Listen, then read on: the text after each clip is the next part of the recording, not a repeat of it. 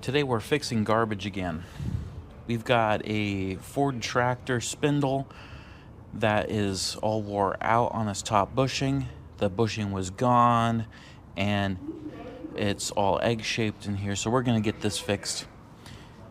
First up, this bushing down here was good, so then we have this pin in its place. We have this bolted to the table down there with some fingers, and then I've got my centering tool in there, so then I just pop this right there, so that should get me pretty close. I've got this zeroed, and so we're gonna get this moved to the side just a bit. The milling machine is a very nice tool to have for stuff like this. I'm gonna get my offset boring bar in place, and we're gonna put this back to 0. And then what we're gonna do is we're gonna bore this to a larger size. This is a 3/8 bore, originally a little over 1 1/4 inch pin size. So 1 3/8 there, 1 1/4 ish ID. So we're gonna machine this out to hold a 1.5 inch piece in here. I don't want to go too much, but also it needs to be a thick enough sleeve so that way it's got the support that it needs. Step 1 is underway. We've got our first pass going.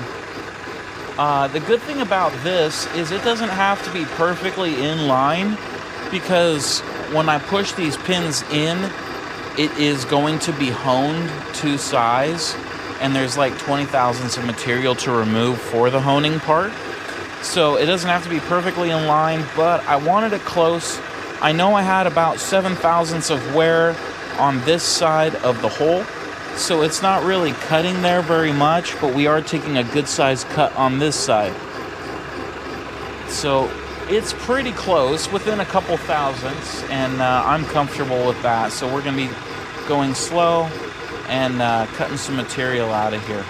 So why am I fixing this? I could get a new one, but the new ones, they're no good. This isn't cast iron, this is cast steel. And so with a cast iron one that you could get aftermarket, they're gonna break. They're no good. So you want an original. Well, an original is gonna have the same problem we've got here, so we might as well just fix this one because we know the issue we've got. So we're gonna get this one fixed up, and it's gonna be better than a new one. So that's why I'm going to put the time into this. We are on the final pass for cutting the spindle here. So offset boring bar set to 1.437. So final pass, and then I'm going to make the piece that goes in there. The audio broke for when I made this part of the video, and so I'm just going to do a voiceover of it. So I made a new sleeve on the lathe, and so then I pressed that sleeve in there. I wanted to keep it in the machine, so I used a bolt and a bunch of washers, and then I kind of just cranked it down to suck that sleeve into there. And so I made it undersized just a little bit, so I pressed it in there, and then so right now I'm using the offset boring bar to get it to the dimension it needs, so that I can press the bushing into that piece of the spindle. Forgot my magnet stand, so I'm gonna have to do this one-handed. But yeah, let's see here. So I have a piece here that I made where my thumb is at that fits perfectly in the bushing, and then I'm gonna push it all the way through, make sure that everything is straight. So let me get this ram set up against, and then I'm just going to press it down into place. That hole has to line up with that triangle looking hole for grease to get in.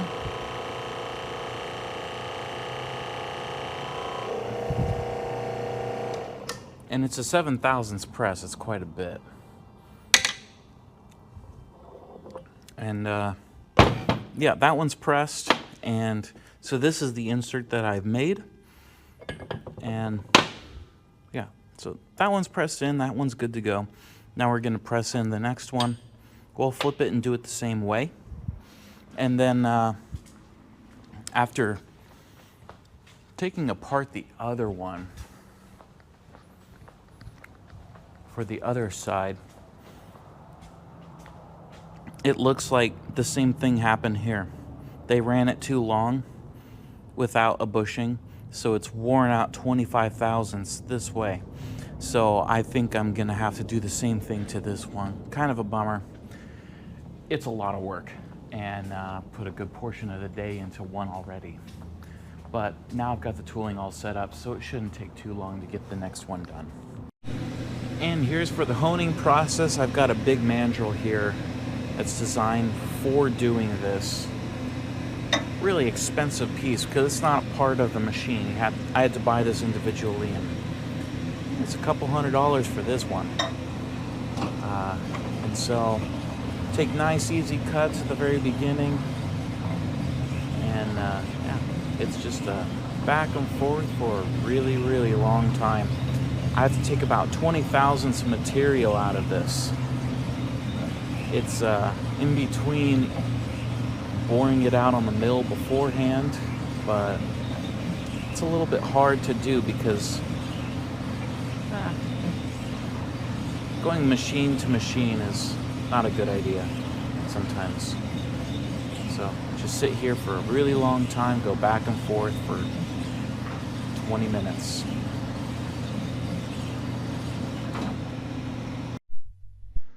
Audio messed up here as well, so the final size of this is 1.230, and the bushing started at 2.2. So I have to remove almost 30 thousandths of material from this, so it just takes forever. I've done one of these jobs for a customer, and they were shocked at the bill when they were done, and it wasn't even all that much, but it's so much time into doing these because, as you can see, the video is relatively short, but it's not showing all the setup time, and it's just a very extensive job, and it's a lot of work and a lot of equipment to be able to do something like this. So not everything is just cheap. Well, kind of ironic, but you know, just as I get to the song on my playlist, At Last Etta James fits perfect. Pretty good stuff. So first one is done, and well, I think I'm gonna have to do the same thing to the other one. It's a lot of work. It's not a 20-minute job. It takes a very large portion of the afternoon. So a little different, has to do with engines in a way, but yeah, something that I do every once in a while. It's a blue moon project, so we'll see you guys on the next one.